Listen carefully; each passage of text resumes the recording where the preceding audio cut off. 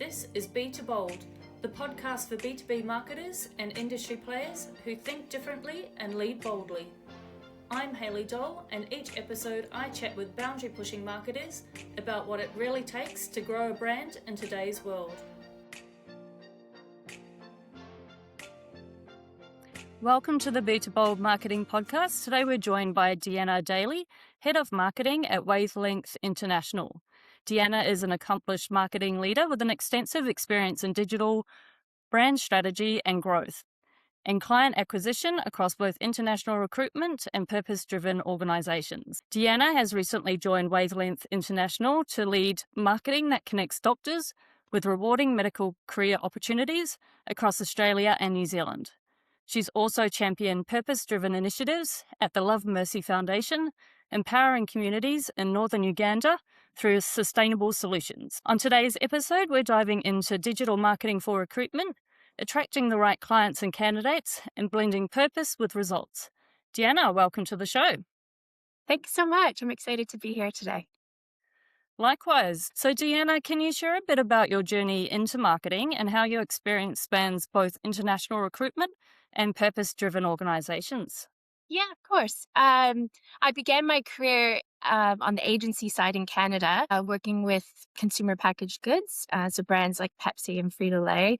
And it was incredibly energizing, fast-paced, creatively charged environment. But it really directed my learning about brand storytelling and sharp positioning, making sure that's at the heartbeat of every campaign. And then I feel like that also gave me the opportunity to experiment and stay focused on what truly motivates people in their purchases and interest in brands, and ultimately shaped the marketer that I am today, which is an interesting place to start because then when I moved to Australia, I stepped into the world of recruitment, which opened my eyes more to about how marketing can directly influence people's lives, because career is the foundation for that and allowing people to live the way they like. So over the years, my work has spanned recruitment marketing, managed services, and as you said, purpose-driven initiatives with Love Mercy.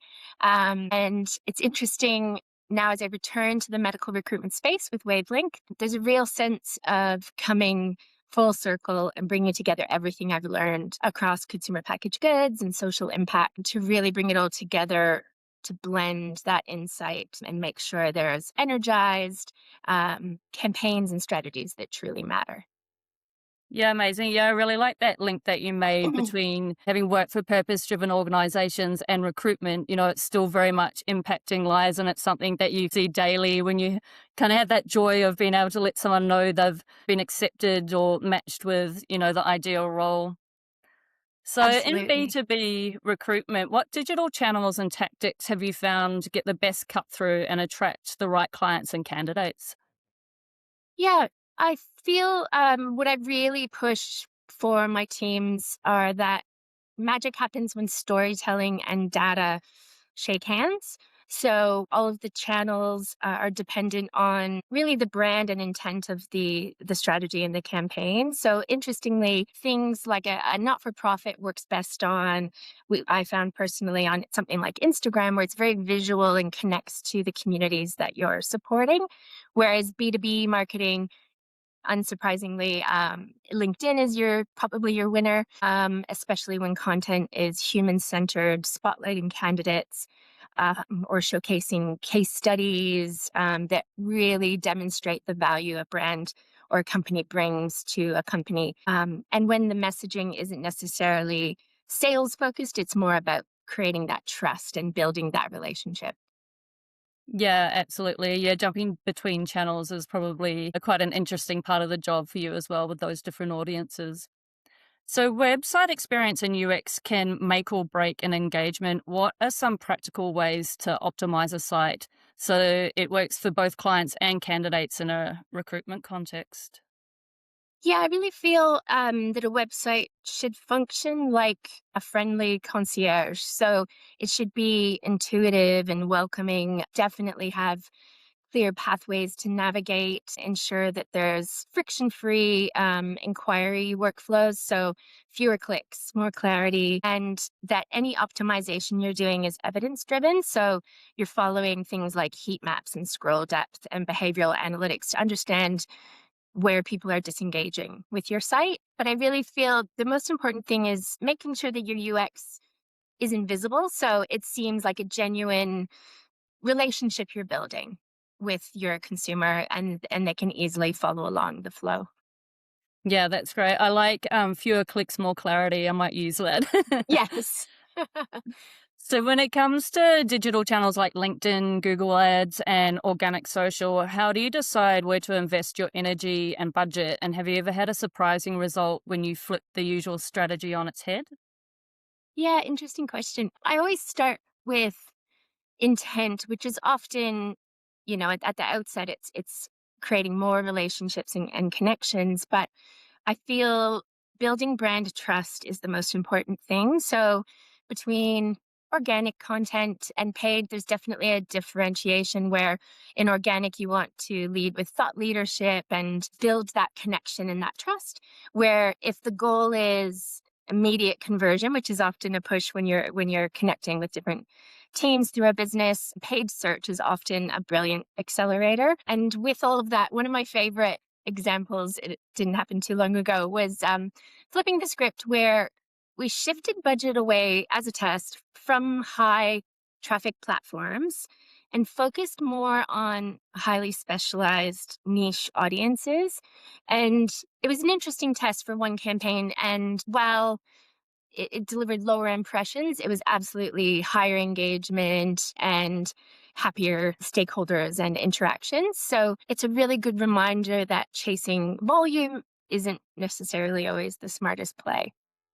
Yeah, absolutely. The more targeted and the more engaging sometimes delivers the right results. Maybe not what you're expecting, but yeah, an improvement on that even. And yeah, what you're saying about trust, I keep hearing that a lot as well. I think that's becoming increasingly important, especially with, a lot of AI content and Mm, AI engagement tools out there. I think, yeah, making sure that we don't lose touch with that engagement piece is so important.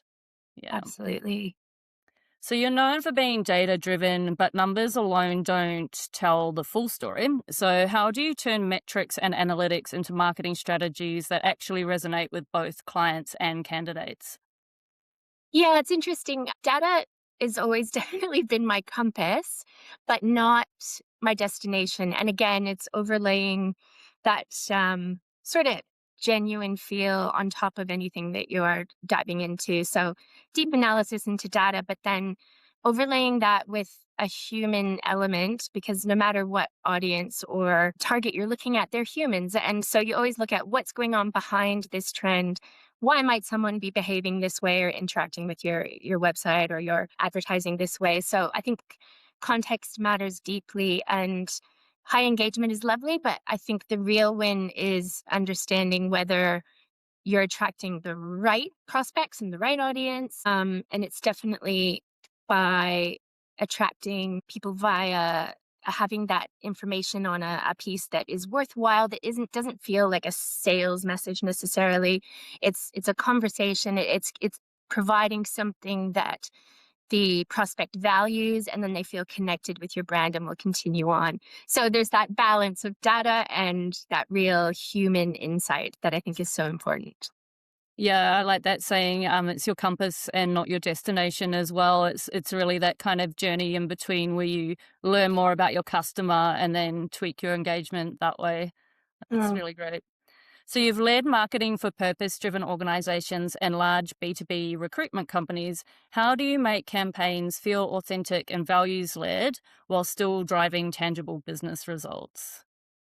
Yeah, I've had different experiences depending on where I've been, but I feel authenticity isn't a tone of voice. It's a real leadership choice that sometimes needs to be reinforced. And both purpose driven organizations and larger brands, I think the campaigns that resonate the most are the ones rooted in that truth and that connection with prospects and what they really value. So I try to anchor messaging in real stories, real people, bring faces to your messaging. And metrics do matter, but if the work isn't aligned with your organization's purpose, audiences will detect that disconnect. So I think it's always important to push for campaigns that are commercially sharp, but have that emotionally grounded foundation. Yeah, exactly. And I think that ties back again to, that trust factor and not creating all that AI content, but real people, real situations, real stories to connect. Yes. So digital campaigns don't always go as planned. Can you share a moment where a digital campaign didn't land as expected and what it taught you about marketing in this space? Absolutely. I think every marketer has a few of these tucked away somewhere. Um, I think the one that comes to mind is that my team and I once ran a campaign over the last couple of years that was built around what we thought was a compelling message from a market standpoint. And it ticked every technical box. It really seemed like it would cut through, but it lacked emotional resonance, and the engagement very quickly showed that. So the lesson was that people engage with meaning and a connection with, again, being human and truthful and genuine versus mechanical data or what we think they might be wanting in the very end of the journey. So I think if a story isn't compelling on its own, there's no amount of optimization or technical insight or jargon that's going to save it. So it really reinforced that belief that I keep referring back to, that empathy is important and having that gut instinct and experience matter as much as data. Yeah, exactly. And I think, yeah, like you said, every marketer has those stories where something hasn't quite worked out. But I think it's important that we're always trying something new and testing the grounds on that front. So on that note, wrapping up, what is one bold digital marketing idea that you would love to try if there were no limits? I absolutely love that question. Yes. Um, I feel like it's a funny vision, but to build something that you could call a living brand. So, where there was an ecosystem where every digital touch point adapts to the customer and what we know about them. So it might seem like an invasion of privacy, but it's that data we all have access to and just making it work better for us. So not just personalized emails, but the website, content, creative, media all evolves based on customer behavior and then intent, and really predicts what that person values. And I think after the length of time I've been in marketing, I've seen personalization talked about more than it's actually delivered. So I'd really feel it could be fun to test the true potential of customization and where creativity feels human and intuitive, and but it's really powered by a data infrastructure behind the scenes. Yeah, absolutely. It's that whole context and idea of making data feel like a real experience. I love that.